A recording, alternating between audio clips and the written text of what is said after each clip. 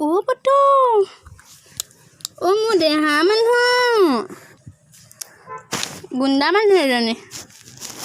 মোৰ পুতু গুণ্ডা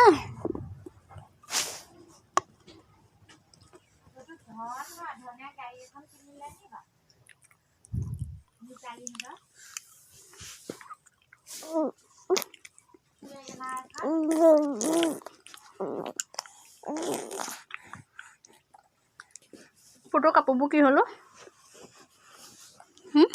পুতু কাপোৰবোৰ কি হ'ল তোমাৰ